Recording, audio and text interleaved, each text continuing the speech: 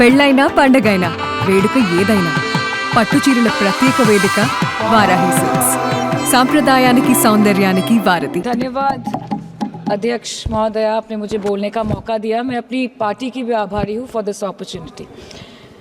Madam, supplementary demand for grants is a constitutional pre-arrangement and I agree that it should definitely not be objected. But it also raises the question as to why does the government need further allocation when it has not been able to spend what it already has. In financial year 24, government's final consumption expenditure was 14%, but it decreased to 4.4% in financial year 25 second quarter. This means that the government has spent much less this year as compared to last year. In the first quarter of 24-25, government spending was 4.15 lakh crore and many cited model code of conduct a reason for spending less. But in the second quarter, it further decreased to 4.1 lakh crore. Madam, to my simple understanding, this grant is being demanded from the exchequer, but this is the money which is collected from the people and it is meant to be spent for the people. Since Professor Shougata Rai has already spoken about the technical aspect, today I choose to speak on what this government has delivered to the people of this country, the utilization of resources and departments it's seeking additional grants for, and also its complex relationship with the state of West Bengal. Sir, इनके bulldozer के चलते madam Bharat के लोग सवाल पूछना भूल गए और भारत की जनता आजकल इतनी भूखी है कि खाने को धोखा भी खा लेती है। मैडम, भारत में एक मिडिल क्लास जो एक साल पहले एक वेजिटेरियन थाली 100 रुपये में खाता था, आज वही वेजिटेरियन थाली 152 रुपये की हो गई। टमाटर की कीमत 247% बढ़ गई, आलू की कीमत 180%, लहसुन 128% और तेल, नमक, आटा, मैदा 18%। पहले आम आदमी पॉकेट में पैसा लेके बाजार जाता था और थैली भरकर सामान लाता था, लेकिन अमृतकाल में आदमी थैली भरकर पैसा लेके जाता है और पॉकेट में आलू, टमाटर, प्याज लेके घर वापस आता है। सर, माननीय वित्त मंत्री ने पहले कहा था कि बहुत हो गई महंगाई की मार, अब की बार मोदी सरकार, और आज उनके विचार में inflation is an international problem, महंगाई एक अंतरराष्ट्रीय समस्या है। तो विश्व गुरु, विश्व बंधु इस अंतरराष्ट्रीय समस्या का समाधान क्यों नहीं कर पा रहे हैं? Ma'am, 74% of Indians are unable to afford a healthy diet. The household savings have plunged to a 50-year low. Around 48% of the households in this country are facing a financial crisis क्योंकि उनका खर्चा उनकी कमाई से ज़्यादा है। The economic inequality in India is a 100-year high. The country's GDP growth rate for the second quarter 24-25 decreased to 5.4%, which is the lowest in 2 years. The government's total debt has reached a staggering 176 lakh crore and the total debt is expected to soar up to 185 lakh crore by the end of the financial year.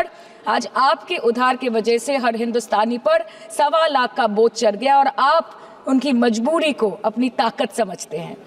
Bengal में all India Trinamool Congress की प्रदेश युवा अध्यक्ष होने के नाते मुझे हर दिन कई नौजवानों से बात करनी पड़ती है। वो मुझे ये पूछते हैं कि मोदी जी ने हर साल 2 करोड़ नौकरी का वादा किया था, अर्थात 10 साल में 20 करोड़ नौकरी।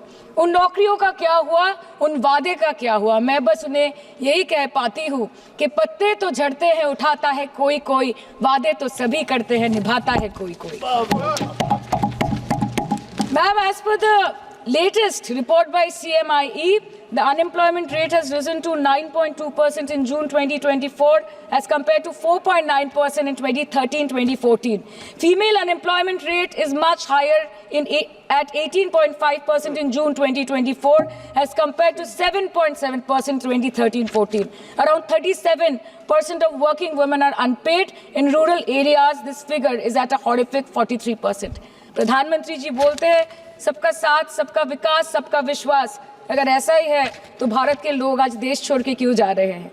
2018 से लेके 2023 के बीच 6,70,000 भारतीय ने अपनी नागरिकता त्याग दी। सिर्फ 2022 में ये संख्या करीबन 2,25,000 की थी। In 2022 alone, 7,500 high net worth individuals with a net worth of more than 8.3 crore or more left India. नवंबर 2022 से सितंबर 2023 सिर्फ 10 महीने में 96,917 Indians were arrested attempting to cross the United States illegally. Modi ji कहते हैं कि वो सबके साथ है, मगर ये आंकड़े बोलते हैं जो सबका होता है वो किसी का नहीं होता।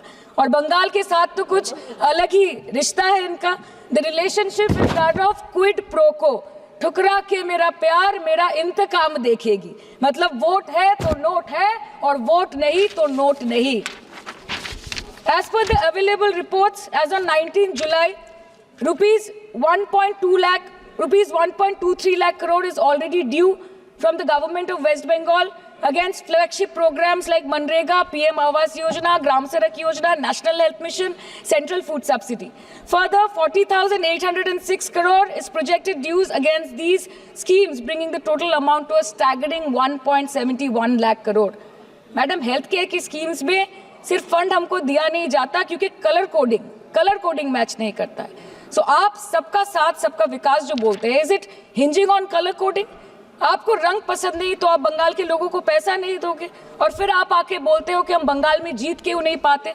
Ma'am, this is the reason, this step motherly attitude, जिसके लिए बंगाल के लोग हर बार इनको बड़े बड़े रसगुल्ला खिलाकर वापस दिल्ली भेज देते हैं। Even after making several attempts to crush our aspirations and our economy, Bengal government stands tall and true towards the commitment towards its people. Bengal में सिर्फ दीदी है तो मुमकिन है।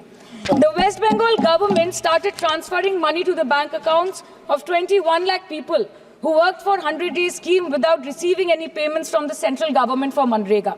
Even before Ayushman Bharat, in Bengal, Shastra Shati, a cashless scheme was launched, providing treatment cost up to 5 lakh for per person belonging to any strata of the society.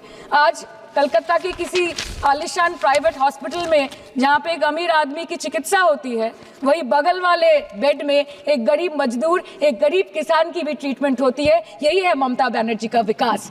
और आपके अमृत काल में the cost of medical treatment has been doubled in the last 5 years। आप pharmaceuticals के sir RG Kar पे बात ना बोले, आपकी सीबीआई पे अभी तक कुछ बोल नहीं पाए। हम लोगों ने जो, हमारी पुलिस ने जो बोला था, they are still sticking to that. So उसके बारे में मत बात करें, ठीक है? आप उत्तर प्रदेश के बारे में बात करें ना सर।